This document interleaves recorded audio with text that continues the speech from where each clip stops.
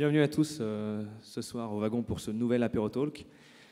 Ce soir, nous avons la chance de recevoir deux des cofondateurs de Breeze.io, deux sur les quatre. Nous avons Corentin Guimard et Edouard Rosenblum qui vont pouvoir tout nous raconter sur leur aventure, depuis leur rencontre jusqu'à leur récent rachat par Hired, la start-up américaine. Et sans aucun bullshit, on veut tout savoir. Voilà. Ça va durer environ une quarantaine de minutes. Ensuite, on va vous laisser l'opportunité de poser des questions. Voilà, donc je vais vous demander, pour commencer, de vous présenter, nous raconter un petit peu déjà comment vous vous connaissez, votre rencontre, et comment est venue l'idée de Breeze.io. Okay. Bon, bonsoir à tous, Edouard Rosenblum. J'ai 29 ans, j'ai été diplômé de Dauphine. J'ai travaillé 2-3 ans dans des startups, notamment eFounders. Et donc j'ai cofondé avec Corentin et deux autres associés Breeze il y a exactement 2 ans. Et en fait, cette idée est venue d'un voyage aux États-Unis pour eFounders. Donc je suis parti en 2014 pour eFounders pour recruter des gens aux États-Unis. Et sur place, en fait, j'ai contacté 1 millier d'individus sur LinkedIn et AngelList pour essayer de recruter. Et je me suis rendu compte que c'était quasiment impossible. Et du coup, je me suis dit, c'est étonnant qu'il n'y ait pas une solution qui puisse permettre aux recruteurs d'avoir des profils très très qualifiés qui viennent à nous. Et du coup, j'ai un peu screené ce qui se faisait aux États-Unis, j'ai vu Hired, et je me suis dit, il faut faire quelque chose de similaire en Europe. Et du coup, j'ai créé Breeze avec Corentin. Ouais, donc moi c'est effectivement Corentin Guimard, j'ai 27 ans, j'ai connu Edouard dans une expérience précédente chez Rocket Internet, chez PayMill, une solution de paiement. Et en fait on a partagé les mêmes bureaux avec eFounders pendant 1 an et demi, je crois que c'est ça à peu près. Voilà, effectivement, donc Edouard est rentré de New York en me disant Corentin, descends très vite boire un Starbucks avec moi. J'ai repéré un truc qui a l'air incroyable, ce qui s'est passé, donc je suis descendu. Il m'a montré ce qu'était donc Hired à l'époque, et c'était le tout début, c'était quelque chose qui n'existait pas du tout ailleurs dans le monde, et en fait c'était un modèle qu'on pensait très disruptif par rapport à ce qu'on connaissait. En France, jusque-là, on avait les job boards, on avait les cabinets de recrutement qu'on connaît tous, et pas de solution.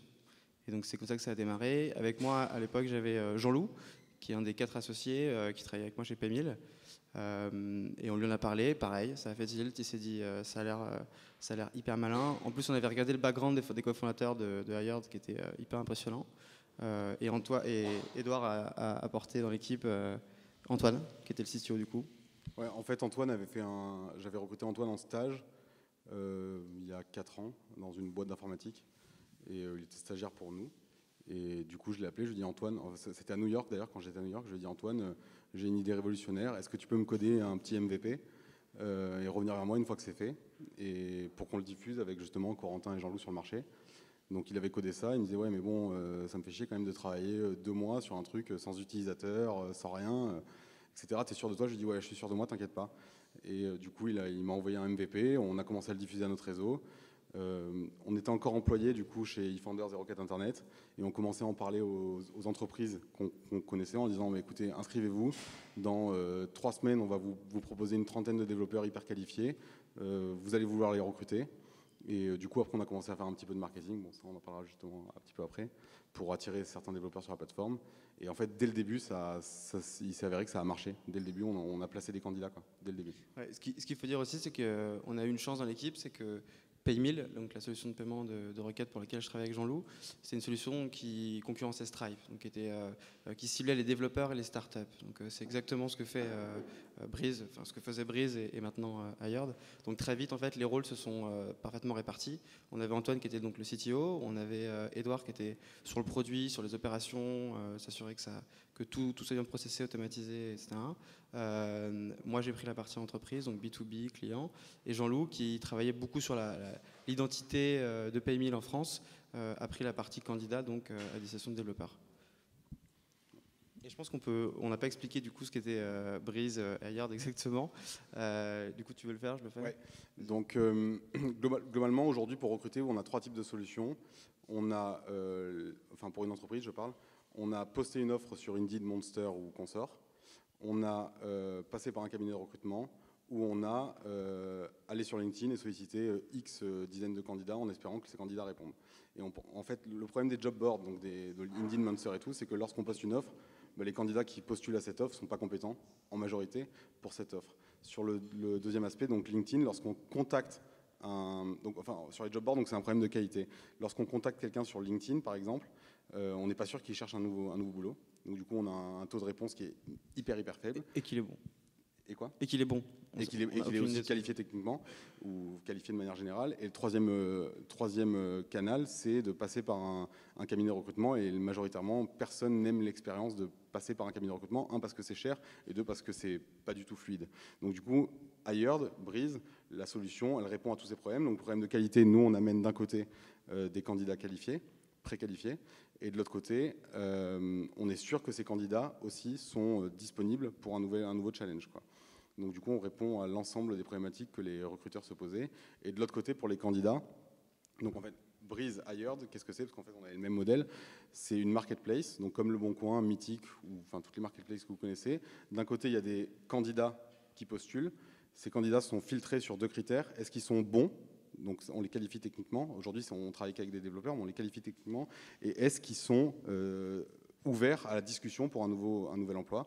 De l'autre côté, on a des employeurs qui postulent sur la marketplace. On les filtre en fonction de certains critères. Est-ce qu'ils ont un produit technologique ? Est-ce qu'ils recrutent vraiment ? Et est-ce qu'ils ont une boîte développeur friendly, quoi, en quelque sorte ? Et du coup, une fois qu'on a ces 2 entités qui ont postulé sur la plateforme, on ouvre chaque semaine un batch, on appelle ça un batch, de X dizaines, voire centaines de candidats dans le monde qui sont justement disponibles et qualifiés. Et en fait, les employeurs vont devoir contacter directement les candidats. Donc, c'est plus les candidats qui postulent, c'est les employeurs qui postulent auprès des candidats. Et donc, les employeurs postulent auprès des candidats. Et lorsqu'ils postulent, ils doivent formuler un message très précis en disant bonjour Antoine, ton profil est génial, c'est exactement ce qu'on cherche. Ils doivent signaler combien ils sont prêts à payer ce candidat, a priori s'ils le rencontrent. Et du coup, en fait, l'expérience pour le candidat, j'en reviens à ça, elle est géniale parce que le candidat il va recevoir X propositions d'entretien de la part de X employeurs avec les salaires, le poste exact, donc il n'y a pas de bullshit, c'est un contact direct sans intermédiaire. Et du coup, le candidat pourra dire ok, cette boîte-là, ce salaire-là, ça ne m'intéresse pas. Cette boîte-là, ce salaire-là, ça m'intéresse, je rentre en contact, je vais faire une mise en relation. Et donc, le candidat, en fait, le résultat final, c'est que l'employeur recrute vite, le candidat est recruté vite et que tout le processus est transparent. Voilà. Donc ça, c'est Hired Breeze. Voilà. Et alors, on sait toujours que pour les marketplaces, c'est assez compliqué de démarrer. Ouais. Il y a toujours pas mal de gens à aller chercher des 2 côtés. Ouais. Par qui vous avez commencé et quelles difficultés vous avez pu rencontrer ? Vous parlez d'un intérêt qui a été assez rapide au niveau des entreprises. Est-ce que ça a été la même chose auprès des développeurs ? Ouais, alors nous, en fait, ce qui est assez paradoxal, c'est qu'on a considéré dès le début que nos clients, c'était les candidats. Parce qu'en fait, tout simplement, si on a les meilleurs candidats, on savait qu'on aurait toutes les boîtes de la tech qui viendraient à nous. Donc on a inversé le marché du travail sur ce segment. Et donc on s'est positionné tout de suite, pour répondre à ta question, côté candidat. Et alors, j'en parlais très rapidement avec Boris tout à l'heure, on n'est pas du tout parti sur une logique, on va faire du gros hacking, ça va être super, on va trouver plein d'idées géniales. Non, on s'est dit, on va être très concret, on va sortir beaucoup, on va aller dans tous les meet-ups possibles et imaginables, on va sponsoriser un maximum de meet-ups possibles à Paris. Et ça, on l'a, je pense, très bien fait dès le début. Et en fait, le modèle est évidemment intéressant pour les candidats parce que, comme le disait Edouard, une fois qu'ils sont sur la plateforme, s'ils passent tous les tests, derrière, ils sont visibles auprès d'employeurs qu'on a préqualifiés pour eux. Et donc, ils vont recevoir les demandes d'entretien et ils vont avoir le pouvoir de dire oui ou non. Donc, c'est comme ça qu'on a démarré. Après, il y a eu des petites choses c'est des idées qui sont venues au fur et à mesure, en fait, en développant le site. Je pense à Tech Talent, qui était une idée d'Edouard, je pense que tu peux en parler, et qui nous a permis, du coup, de faire venir énormément de candidats rapidement, en s'appuyant sur la data. Pour rebondir sur Corentin, et sur toi, Marketplace, c'est sûr, il faut se focaliser au début sur un des 2 côtés de la Marketplace, absolument. Et souvent, de manière générale, c'est quand même la supply, donc les candidats pour nous. Je pense que pour Drivey, c'est par exemple les gens qui ont des automobiles, quoi, plus que les gens qui souhaitent louer. Donc il faut d'abord se focaliser sur une partie, et une fois que cette partie commence à être rodée, du coup la demande va venir. Mais évidemment, là, on voit qu'aujourd'hui, on doit plus se focaliser sur la demande parce que la supply, ça marche. Et c'est plus la demande qui fait défaut de manière générale. Et donc c'est un constant jeu entre supply demand, constant, et même à l'échelle d'Hired, quoi. C'est constant. Donc c'est des problématiques constantes. Comment on fait pour qu'il y ait du match. Et ça c'est vrai qu'au début, quand on a lancé Breeze, on n'y avait pas du tout pensé. Enfin, on pensait que ce serait assez mathématique. En fait, on aurait X candidats, X clients, ça allait aller vite. Et en fait, on s'est rendu compte, notamment à l'échelle mondiale avec Hired, c'est beaucoup plus complexe que ce qu'on avait imaginé. Il y a des ratios à respecter, c'est beaucoup plus complexe. Ouais, mais nous, ce qui était cool sur notre business, de manière générale, c'était que on targetait des populations qui étaient targetables. C'est-à-dire qu'on savait que c'était des développeurs et que c'était des boîtes de la tech, déjà. Donc, c'est-à-dire qu'on avait on savait à qui s'adresser de manière générale. C'est-à-dire qu'il y a d'autres gens qui se lancent sur des produits plus consumer, je dirais, ou plus larges. Et du coup, c'est très, très compliqué déjà de savoir qui va utiliser ce produit, quoi. Nous, on savait qui devait utiliser ce produit déjà. Donc ça, c'est quand même pas mal. Et sur l'aspect marketing, donc sur ce que disait Corentin, donc outre tous les événements, etc., tout le marketing Facebook et tout le marketing qu'on faisait, on a quand même essayé de réfléchir à comment on pourrait donner de la valeur.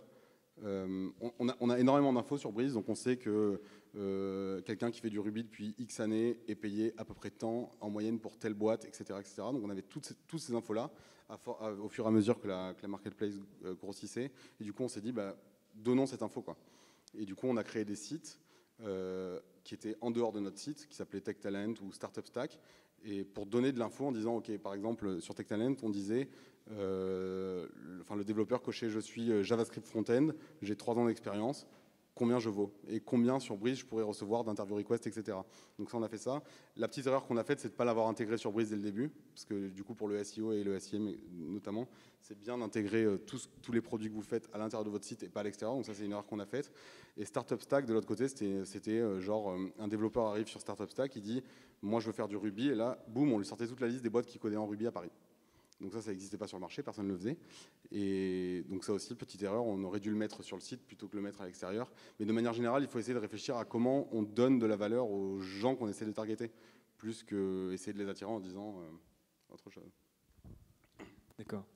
Et donc au départ, vous avez commencé à aller chercher plein de développeurs à la mano, en faisant des meet-up. Ouais. Est-ce que vous pouvez nous dire quels meet-up étaient les plus intéressants pour vous? L'expert des meet-up n'est pas là, c'était Jean-Loup. Ah d'accord. Non, mais je dirais que c'est les meet-up des technos les plus... C'est meet-up par techno. Ouais, c'est par techno, Ouais. c'est généralement évidemment les plus sexy, quoi. Ça va être Ruby, Node.js et ça.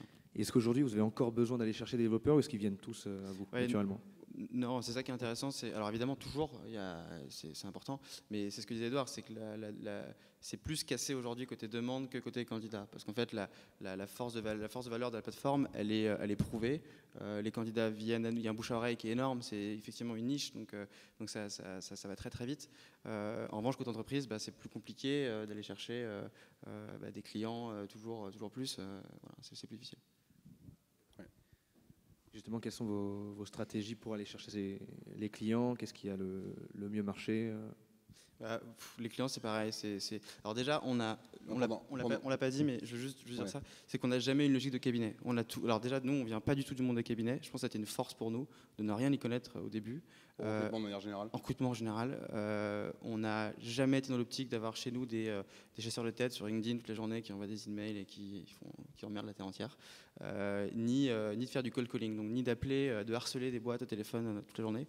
Ce qui a compté beaucoup côté entreprise, c'est le bouche à oreille. En fait, on s'est toujours dit que si le produit était extraordinaire, si l'expérience de nos clients était extraordinaire, ils en parleraient. Et c'est ce qui s'est passé. Et au-delà de ça, en fait, alors ça on l'avait pas vu au début, c'est les développeurs qui parlaient de nous à leur boss, leur cofondateur. Voilà. Et c'est comme ça que ça c'est allé très très vite, quoi.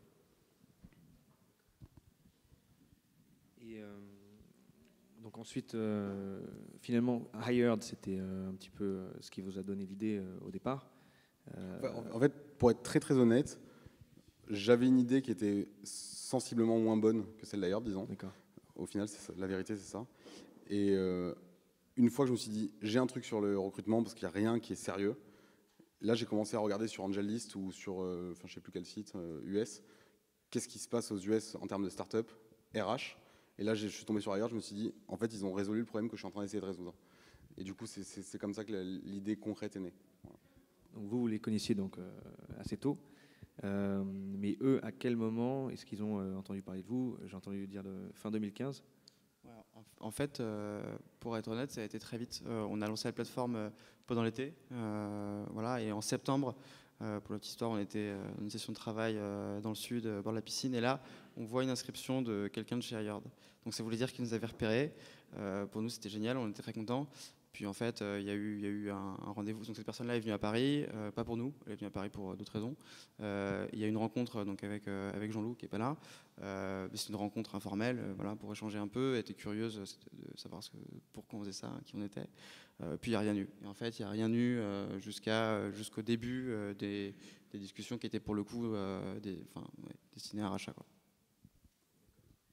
C'est quelque chose auquel vous aviez déjà pensé C'était une option auquel on avait pensé. Oui. D'accord. Ouais, c'est une option auquel on avait pensé. Alors, je pense qu'une chose qu'on a très bien faite, c'est qu'on a un copycat. Enfin, on s'inspirait très clairement d'un modèle qui était américain. En revanche, on n'a jamais été dans une optique de suivre en permanence ce qu'ils font. C'est-à-dire qu'à aucun moment, on essayait de rentrer sur leur plateforme, aller regarder leurs features, comprendre tout leur système, décortiquer et faire la même chose. On a pris le même modèle et on s'est dit on va faire la même chose ici, en France et en Europe, mais on l'a imaginé nous-mêmes. Et ce qui a été, ça on va en parler plus tard, mais ce qui a été assez incroyable pour nous, c'est quand on s'est rencontré avec les fondateurs américains pour la première fois et qu'on a réalisé en fait qu'on avait conçu exactement le même système, qu'on calculait exactement les mêmes métriques. Et donc c'est pour ça que ça faisait sens pour nous d'aller avec eux. Et pour des questions. Est-ce qu'il y a des questions dans le public déjà? Ouais, ce serait top que ce soit hyper interactif, que vous posez des questions, n'hésitez pas, parce que sinon ça va être plus court. Quelques mois avant votre rachat, il y a eu Talent.io qui a fait une assez grosse levée. Comment est-ce qu'on réagit quand on a sa boîte comme ça et puis on voit le concurrent principal sur le marché qui fait une levée importante? Alors, l'histoire avec ce concurrent, je pense qu'elle est un peu particulière. À l'origine, c'est un cabinet, c'est Urban Linker, qui a un cabinet important sur la place des cabinets de recrutement à Paris. Et en fait, nous, on s'est senti hyper flattés. On s'est dit que, alors on marchait très bien, on était très contents, mais quand on n'avait pas de concurrent, aucun. Donc c'est génial de marcher, mais quand vous n'avez pas de concurrent, vous avancez un peu dans le brouillard, quoi. Et là, on s'est dit, bon, si ce monsieur quitte son cabinet qui marche apparemment très bien pour essayer de nous copier, c'est un très bon signe. Et alors, ils ont levé beaucoup, mais à mon sens, on n'a jamais parlé avec eux, on n'a aucune interaction avec eux. À mon sens, ils ont levé beaucoup pour nous rattraper. Donc c'est plutôt comme ça qu'on l'a vu. Et même de manière générale, ailleurs, dans le monde, a des concurrents partout. Enfin, je veux dire, et en fait, on s'en fout des concurrents locaux qui font le même modèle que nous. Maintenant, notre objectif, c'est d'aller chercher LinkedIn, d'aller chercher Michael Page et d'aller chercher Monster. Enfin, c'est plus les mini concurrents locaux. C'est pas notre. Enfin, on n'en parle même plus de ces gens-là, en fait, concrètement. Ouais, c'est un peu ce qui nous a frappé quand on a vu les fondateurs américains, c'est qu'on n'a pas eu tout la même vision. Alors ça, c'est peut-être, on lit beaucoup, voilà, mais quand on les face à ça, face à cette réalité, c'est assez marquant. En fait, nous, on est dans une logique de créer un super truc en Europe, que ça cartonne, d'employer un maximum, enfin, créer une belle équipe, se développer à l'international. On avait des ambitions de bureaux, Berlin et autres. Voilà, eux, ils sont dans une logique où ils veulent vraiment changer le marché du recrutement à tout jamais, quoi. Ils veulent qu'il y ait un avant et un après Hired. Nous, on s'est pas dit il y aura un avant et un après Breeze dans le monde. C'était pas du tout la logique. Donc du coup, effectivement, la question des copycats pour eux, elle n'existe même pas. Non, mais la concurrence, de manière générale, est positive. Au début, quand on lance une boîte, et je suis le premier à avoir subi ça, on se dit ah merde, fait chier, il y a des gens qui font comme nous, ils vont peut-être le faire mieux. Mais au final, c'est une émulsion positive de manière générale, quoi. Ouais, ça démocratise tous les services, en fait. Donc il faut toujours, ça te permet de rester dans une constante innovation parce que tu es obligé de faire mieux. Mais de manière générale, c'est plutôt positif. Nous, on a vu que nos chiffres, lorsqu'ils se sont lancés, étaient de mieux en mieux et pas de moins en moins bien, tu vois. Donc ça, c'est hyper... ouais. En plus, sur un modèle disruptif, parce que du coup, eux qui ont une culture de cabinet où ils font beaucoup de cold calling, etc., c'était pas mal parce qu'ils évangélisaient pas mal le marché pour nous, sans qu'on ait besoin de recruter 10 personnes de plus, quoi.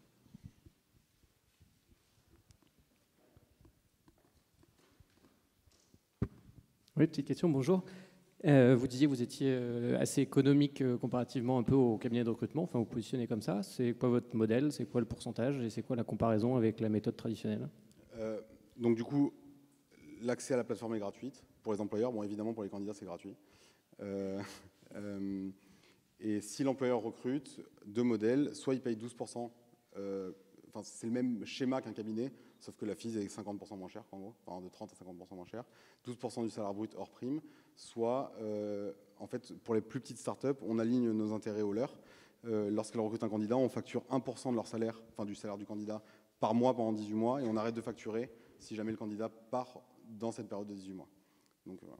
Il y a une autre option, c'est 2% sur le même modèle mensuel, sur le salaire brut annuel, par mois pendant 8 mois. Et Edouard l'a pas dit, mais sur les 12%, on rembourse intégralement s'il y a un départ pendant la première période d'essai. Ce qui était assez moi côté entreprise, c'est assez amusant. Je connaissais rien et j'avais plein de clients qui me disaient c'est génial. Mes cabinets me demandent toujours de faire des remplacements, ce qui nous paraissait complètement aberrant parce qu'on se doute que c'est pas logique de chercher à remplacer quelqu'un sur qui on gagne pas un euro. Voilà. Et on fait les stagiaires, apprentis, c'est gratuit. On se rémunère que s'ils sont embauchés à la clé, c'est moitié moins cher. Ouais. Moi, j'ai une petite question sur le rachat. Du coup, au niveau opérationnel, est-ce que vous avez gardé vos rôles et votre autonomie, votre latitude, votre produit, votre stratégie? Est-ce qu'il y a des contraintes? Il y a eu l'exemple de il y a eu Sunrise, il y a eu de l'actualité assez récente. Post-rachat ou avant rachat? Maintenant, là, actuellement, okay. Comment ça se passe? Est-ce qu'il y a des contraintes? Est-ce que vous pouvez garder votre autonomie, votre produit? C'est quoi l'opérationnel maintenant pour vous, quoi? Donc le deal avec Hired, c'était on garde leur produit, qui est bien mieux que le nôtre, de manière générale. On garde notre équipe, donc ça c'était hyper important aussi personnellement pour nous d'avoir tous les gens qu'on avait recrutés, de pouvoir les faire continuer chez Hired. Et en termes de contraintes, honnêtement, moi j'étais un peu soucieux en me disant merde, on rejoint une boîte de 250 salariés, ça va être un peu compliqué, mais finalement on se rend compte que c'est des gens comme nous en fait, et qui nous laissent énormément de liberté. Bon, certes, il y a plus de hiérarchie, plus de reporting, donc ça, le reporting, on ne savait pas ce que c'était, mais on apprend ce que c'est. Mais on a quand même une grosse flexibilité, on est décisionnaire, et de manière générale, c'est pas une boîte du CAC 40, c'est une boîte de jeunes, quoi. Donc c'est juste qu'ils ont une ambition qui est démesurée par rapport à celle qu'on avait nous. Et donc les 4 fondateurs, vous avez toujours un peu le même rôle que vous aviez historiquement, ça n'a pas changé, il n'y a pas des gens qui trouvent plus leur place? Non. So far so good. Non, on est... non, tout va très bien. On a gardé tous les mêmes rôles, effectivement, les 4 fondateurs. Ouais, justement, voilà. Ils sont contents aussi de nous avoir recrutés, entre guillemets, parce que maintenant, ils veulent compter aussi sur nous pour leur développement européen, pour leur développement de catégories, etc. quoi. Et en Europe, il y a d'autres acteurs où ils peuvent faire aussi du buy and build sur d'autres mecs en Europe, ou c'est vous le fer de lance de l'Europe, c'est la France? C'est pas la logique aujourd'hui de ce qu'on sait quand on discute avec eux, c'est pas leur logique du tout. En fait, ils sont dans une logique où ils vont racheter un concurrent si vraiment il est très bon. Et en l'état, il n'y a pas de concurrent très bon. En Allemagne, il y a des concurrents, mais on ne connaît pas leurs chiffres, mais on n'est pas sûr qu'ils soient si bons que ça. Donc pour l'instant, c'est plutôt, leur logique, c'est on fait nous, et si jamais on pense que quelqu'un fait beaucoup mieux que nous, on le rachète. C'est plus ça, la logique. Mais à date, ils font beaucoup plus via eux, quoi. Ils font pas via les autres. Ouais. Ouais, j'ai une petite question qui n'a rien à voir, mais sur la qualification, parce que nous on a une école de dev et du coup c'est intéressant sur la qualification des développeurs. C'est quoi le process? Le process, c'est qu'ils remplissent un profil qui est le plus complet possible. Où ils vont partager quand ils en ont leur GitHub, Stack Overflow quand ils en ont, etc. On va se baser évidemment sur leurs expériences, sans tenir compte du diplôme. C'est pas un critère du tout chez nous. Moi, c'est ce que j'aimais bien avec le projet aussi, c'est que on rebattait un peu les cartes, quoi, d'une certaine façon. Voilà. Et après, il y a une combinaison de tests techniques, de interviews téléphoniques pour s'assurer que justement, comme les Edouard, que les candidats sont vraiment en recherche active, parce que c'est ça qu'on veut, sinon on fait perdre du temps à nos clients. Et on peut faire des prises de rêve dans certains cas quand on a des doutes sur des profils. Et ça, c'est un truc qui est comme dans un cabinet de recrutement, qui est avec de l'humain, avec un peu de process. Du coup, c'est pas. Breeze, oui. Ouais. Breeze, oui. Hired, non. Hired, c'est à peu près. Donc en fait, tous les profils qui candidatent, il y en a 25 000 par mois dans le monde qui candidatent.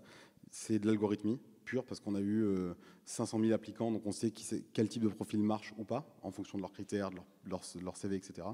Donc c'est de l'algorithmie. Et après, il y a une équipe de curation, ils appellent ça une équipe de curation. C'est des gens qui travaillent dans les universités, qui faisaient de la curation pour les universités pour savoir si les mecs pouvaient passer pouvaient rentrer dans l'université ou pas. Et eux, ils vont valider qu'en fait la demande côté client correspond au profil du développeur en question ou du candidat en question. Donc c'est algorithmie, c'est un gros premier filtre. Et après, deuxième filtre, c'est de l'humain. Ouais, c'est ça, c'est que quand on ne prend pas un candidat, c'est pas forcément parce qu'il n'est pas au niveau, mais ça peut être aussi parce qu'on n'a pas la demande en face. Ouais, et c'est souvent plus le cas ça. Au niveau de l'algorithme, tu as des exemples précis parce que souvent tu as des use cases, enfin des exemples précis de. Non. Honnêtement, je suis pas un spécialiste de l'algorithme, non. Mais je peux te mettre en relation avec des spécialistes de l'algorithme. Avec plaisir, avec plaisir. Ça, je sais quelles métriques on va taffer au wagon. Non, au ça, niveau des passer les données. tests. je crois pas que Corentin non plus, mais on n'a pas d'idée sur ça, non, malheureusement. Parce que souvent, derrière les algorithmes, il y a des trucs très humains et très interprétables. Bon, si t'as pas. Ok. Non, en fait, le truc, c'est que ce qu'il faut comprendre, c'est que Hired, c'est un truc, enfin Breeze aussi, c'est une plateforme transactionnelle. C'est-à-dire que à partir du moment où le candidat s'inscrit, jusqu'à ce qu'il soit placé, on a tout un tas d'infos. C'est-à-dire qu'on sait quelle boîte est intéressée par son profil, on sait quelle boîte est prête à mettre combien a priori sur ce profil-là, on sait combien de temps il met pour être embauché, on sait quel type de boîte ne lui plaise pas versus son parcours. Donc on a tout un tas d'infos. Donc comparé à tout ce qui se fait dans le monde, on a des infos que personne n'a. Et donc du coup, grâce à ces infos-là, on est capable de travailler pour maximiser justement, enfin pour éviter l'humain et maximiser la techno, en gros de manière générale. Voilà. Question.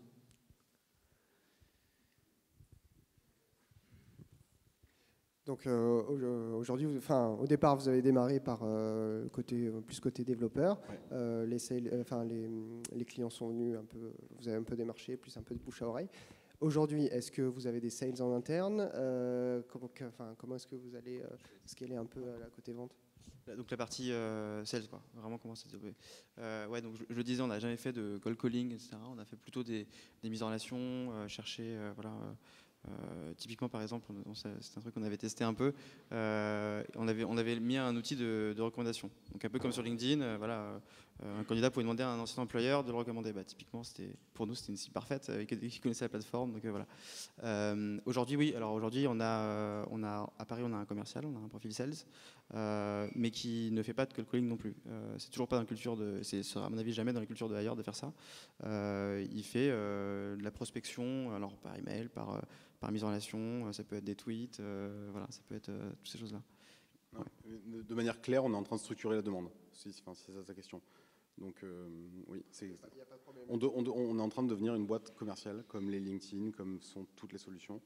De manière générale, Hired est en train de devenir une boîte commerciale. Oui. Voilà. Parce qu'on a craqué le système pour avoir les candidats. Enfin, c'est ça. Enfin, c'est la base, c'est ça, quoi. Tu vois. Tout à l'heure, tu disais que Hired visait à concurrencer du coup Monsters. Ouais. Du coup, vous êtes à l'heure actuelle sur le dev. Est-ce que vous allez vous étendre sur le... Ouais. Alors quand on dit dev, en fait c'est tech en général. Ça va être développeurs, designers, product managers, beaucoup data scientists. Voilà. Et alors évidemment la logique c'est d'ouvrir. Donc il y a une logique verticale, une logique horizontale. Sur la tech, l'idée c'est évidemment de s'étendre à des profils sales, marketing et autres. Et après évidemment à plus long terme, quand on parle de concurrencer Monster, etc., c'est parce qu'on ambitionne de sortir de la tech pour appliquer ce modèle sur tous les métiers qualifiés. De manière générale, Hired a 3 possibilités de développement. Nouvelle géographie, nouvelle verticale, les commerciaux, les marketeurs, les experts comptables, les financiers, et les horizontales, les CDI, les CDD, les freelances, etc. Donc ça, c'est les trois politiques, et on mène de front les 3 en même temps. Voilà. En Europe, dans le monde, etc. Donc aujourd'hui, on est présent aux US, dans toutes les villes des US. En fait, on travaille de manière très très locale, c'est-à-dire que chaque ville qui a un tech hub a sa petite équipe. Comme l'a fait Uber. Comme l'a fait Uber, André, de manière générale. Donc on est aux US, dans toutes les villes des US, au Canada, à Paris, Londres, d'autres villes européennes en cours, en Australie et à Singapour aujourd'hui. Donc on est en vraie phase d'expansion, et c'est une boîte qui a levé 75 millions, donc qui a les moyens de son expansion aussi. Vous avez parlé aussi côté entreprise, le fait que vous étiez très restrictif aussi sur certaines entreprises, ouais. Et vous avez parlé de la culture en disant que c'était important qu'il y ait une culture qui attire les devs ou le monde un peu du geek. Comment vous arrivez à l'évaluer, et surtout quand les startups n'ont pas encore de dev, est-ce que vous les aidez, et vous parliez des sites que vous avez fait en parallèle pour aider les développeurs. Est-ce que aussi vous aidez les entreprises à aller un peu vers cette culture geek? Tu veux que je réponde? Ouais, de manière générale, on est assez sélectif sur les boîtes qui postulent. On sélectionne à peu près 50% des boîtes qui postulent de manière générale. On prend très rarement les boîtes qui n'ont pas d'équipe technique du tout en place. On cherche des boîtes qui ont un minima un CTO de manière générale, tu m'arrêtes si je me trompe, pour qu'il y ait quand même une culture technique, ou pour un remplacement de CTO à la rigueur. Comment on évalue? Donc c'est financement, est-ce qu'elles ont levé des fonds, est-ce qu'elles ont les moyens, 1, de recruter, 2, de croître, et 3, de nous payer, de manière générale. Est-ce qu'elles ont un produit technologique? On évite le service un maximum, parce que c'est, enfin les SS2I notamment, qui ne sont pas les places privilégiées pour les développeurs de manière générale. Et quoi d'autre comme critère? Non, c'est ça. Ouais, c'est les 3 critères principaux. Donc, sur la culture, il n'y a pas de... Sur la culture, c'est est-ce qu'on... Enfin, après, on peut refuser une boîte dont on sait qu'elle a une très mauvaise réputation au sein de l'écosystème. Et que les devs... Ouais. Si on voit c'est simple, hein. Quand on voit 10 devs d'une boîte tech s'inscrire chez nous en un mois, c'est qu'il y a un truc qui ne va pas. Et donc, il suffit de se renseigner. Et donc, on sait que ce n'est pas forcément la boîte qu'on va accepter à bras ouverts.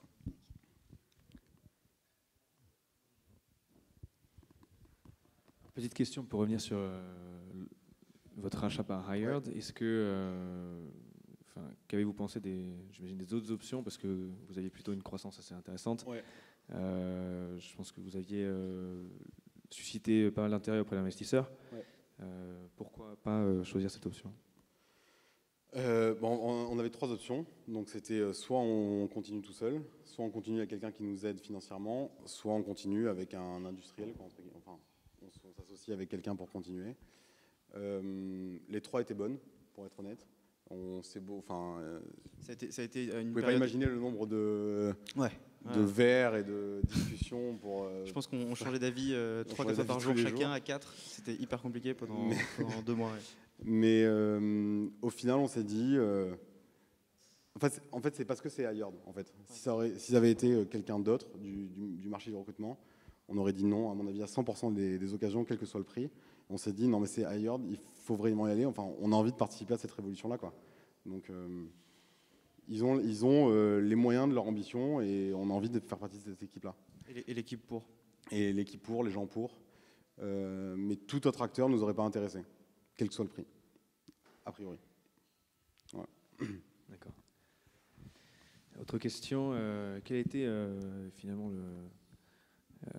votre plus grosse difficulté? Parce qu'on a l'impression que vous avez réussi à craquer le code, séduire les développeurs assez rapidement, qu'ensuite, une fois que vous les aviez, les boîtes sont venues aussi assez rapidement derrière. Ouais. Quelle a été finalement la plus grosse difficulté dans cette histoire? Bon, pour moi, par rapport à mon poste, c'était de me dire, de prendre les bonnes décisions, quoi. Est-ce qu'on vend, est-ce qu'on vend pas? Si on vend pas, qu'est-ce qu'on fait? Est-ce qu'on fait rentrer des fonds? Est-ce qu'on fait pas rentrer des fonds? Enfin, ça, on ne dort plus, quoi, quand on a ces questions concrètement. Ce qui était encore plus difficile, je trouve, moi, et Edouard aussi, je pense, parce que tu as parlé avec pas mal de monde à cette époque, on a vu énormément de gens, donc des super stars entrepreneurs, on a vu des investisseurs, on a vu un tas de gens qui s'y connaissent apparemment très bien dans mon entrepreneuriat. Et ils ont tous des avis hyper divergents, en fait. Donc quand on s'imagine quand on se posait des questions, nous, on allait voir des gens qui étaient censés nous aider, et ils auraient pu. Mais il se trouve que on a des gens qui nous disaient il faut lever beaucoup maintenant, et loquer le marché français en priorité. D'autres qui nous disaient partez tout de suite en bootstrap à l'étranger. Enfin, ça n'avait rien à voir. Et donc nous, on était un peu tiraillés. En plus, on était 4, donc c'est beaucoup 4. On était tiraillés un peu mal. C'était ça qui était vraiment difficile, c'était prendre les bonnes décisions. Peut-être qu'on n'a pas pris les bonnes. En tout cas, là, on est très content, mais peut-être qu'on a pris les bonnes. Et c'est ça qui est difficile. Pour un truc qui décolle assez vite. Bonjour. Vous avez parlé tout à l'heure de Startup Stack, je crois, avec des données sur le marché. Moi, je voudrais devenir dev après le wagon. Du coup, ces données sont toujours disponibles. Comment je peux faire? En fait, il y a deux sites qui peuvent t'intéresser. Ils sont toujours en ligne, a priori, normalement, oui.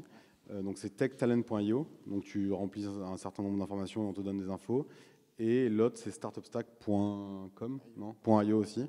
Et du coup, tu peux regarder des startups qui... Bon, c'est pas up-to-date aujourd'hui, mais tu as des infos quand même intéressantes. Et ça a été juste rebondir sur la question sur l'acquisition client.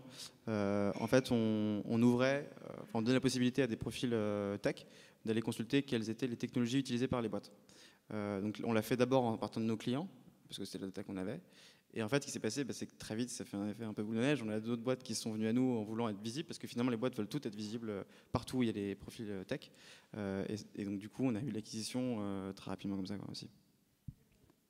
Mais du coup, c'est pas entretenu, vous n'avez pas pu plugger finalement les données de Hired pour entretenir ces plateformes-là Là, justement, on est en cours on voit avec eux, parce qu'on pense que ça peut être un projet Ouais. global, de visibilité globale, et qu'il devrait être adapté à l'ensemble de tous les marchés d'ailleurs. Parce que c'est un truc qu'ils n'ont pas fait et qui a marché pour vous. Et Exactement. effectivement, moi, j'ai déjà utilisé, j'ai déjà des potes de San Francisco qui m'ont dit utilise ce truc-là. Du coup, c'est vrai que ce serait bien de pouvoir plugger des données un peu plus vastes. On pense concrètement que, parce que payer pour acquérir des utilisateurs, c'est bien. Enfin, mais il faut de l'argent pour le faire. Ailleurs dans c'est bien. Mais en revanche, je pense qu'il y a des milliards de canaux intelligents pour essayer de payer moins pour acquérir moins cher, quoi, du coup.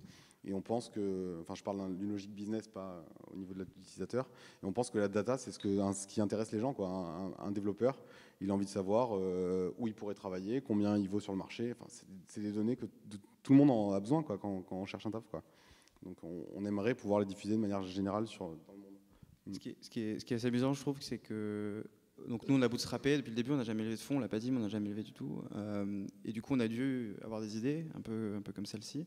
Et ce qui était marrant, c'est pour l'anecdote, c'est qu'en fait, quand on s'est fait racheter par Hired, qu'on a découvert leur Slack, on a scrollé un peu et on a découvert qu'ils avaient repéré ces petits outils et qu'ils disaient c'est hyper malin, ils ont fait un truc qu'on n'a pas fait, il faut regarder. Et c'est pour ça qu'aujourd'hui, justement, on en parle. Mais donc, du coup, c'est ça qui est intéressant, c'est que nous, on apporte un peu à Hired le côté, le fait d'avoir bootstrappé des idées un peu propres au bootstrap. Hors moyen, quoi, sans moyen. Sans leurs moyens.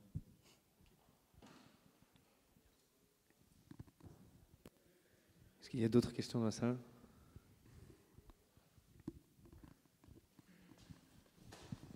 Bonsoir. Est-ce qu'il y a un moment où du coup vous avez hésité à lever ou finalement en bootstrap, finalement vous étiez autofinancé d'un bout à l'autre et la question s'est jamais posée?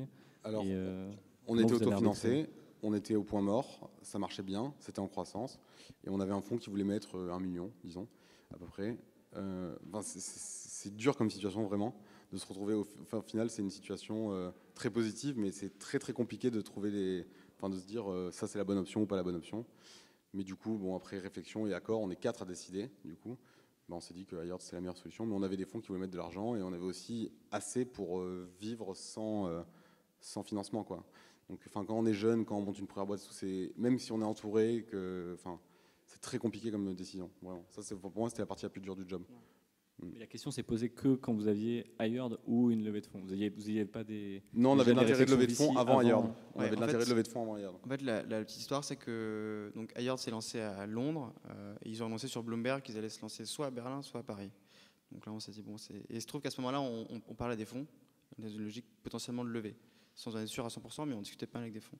Et on s'est dit, c'est le moment jamais ce serait parfait qu'on discute maintenant, parce qu'une fois qu'on a levé, derrière, on n'avait aucune garantie qu'on puisse sortir sur les termes ce qu'on voulait.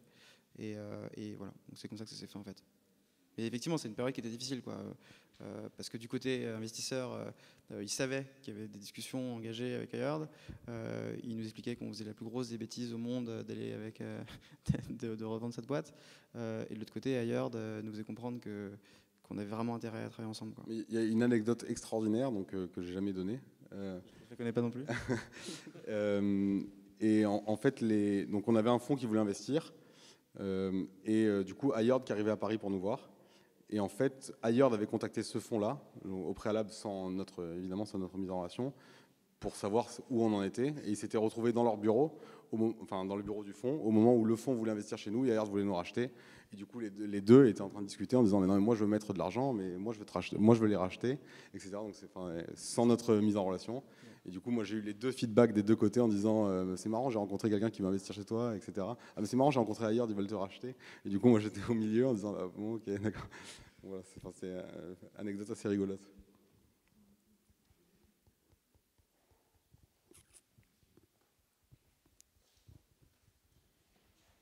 Est-ce qu'il reste des questions dans la salle?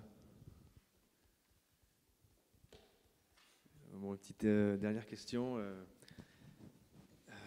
Donc là, vous avez vécu une belle aventure.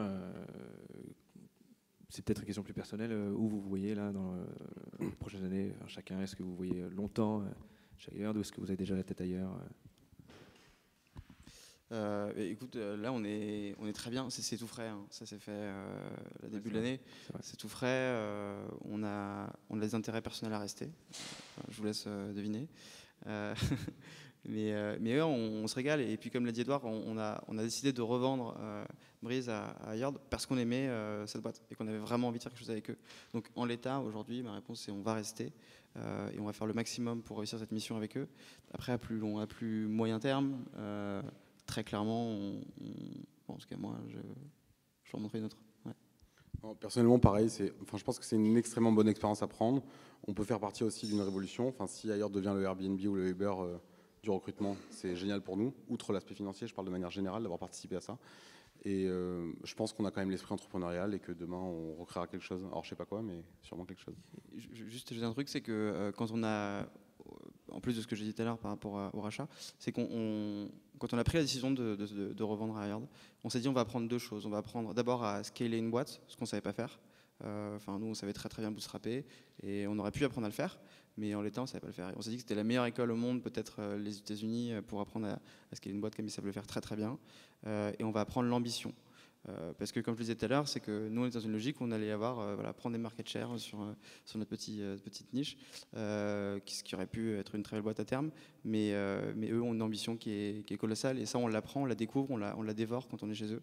Et donc ça c'est. Je suis d'accord avec Corentin. Ce qui nous manquait de nous, c'est pas l'intelligence, c'est pas l'idée, c'est pas le business, c'est pas l'équipe, c'est l'ambition, la vraie ambition. Et en fait, c'est quand on rencontre des Américains qui ont cette ambition-là, même s'ils ont la même équipe que nous. Cette ambition est démesurée, on veut révolutionner un marché. La première slide investisseur de Hired, moi j'ai lu les documents d'Hired pour lever 40 millions, parce que c'est ça qui m'a convaincu aussi de les rejoindre. C'était, il y a Uber, Airbnb et Hired. Il y a 3 marketplaces qui révolutionnent la transportation, l'hospitality et le recruiting. C'est ces 3-là. Et donc c'est Hired qui va révolutionner le recruiting. C'est quand même, moi j'aurais jamais osé faire ça, mettre ça sur une slide. Donc c'est juste ça qui est la différence, elle est vraiment là. Outre les moyens, etc., c'est cette ambition-là, moi je pense. Et ça, il faut qu'on la prenne d'eux, je pense. Et si vous vous relancez dans une aventure entrepreneuriale, ça sera avec la même Dream Team ? C'est très possible. On n'en a pas parlé, mais ouais, ça ferait sens, quoi. C'est-à-dire que c'était court, ça a duré 1 an et demi, 2 ans, mais au final, on s'est jamais brouillé, donc c'est déjà un truc qui est pas mal. Et puis on travaille très bien ensemble, on a été efficace dans ce qu'on faisait. Donc la logique voudrait qu'on en remonte ensemble. Après, on verra à terme ce qu'il en est. Écoutez, merci encore d'avoir participé à cet apéro talk. On souhaite d'aller très très loin avec Hired. Merci. Merci. On a des goodies pour tout le monde là d'ailleurs. N'hésitez pas à aller prendre 2-3 goodies, et puis il reste quelques bières au frigo. Donc, Merci beaucoup. Merci à tous.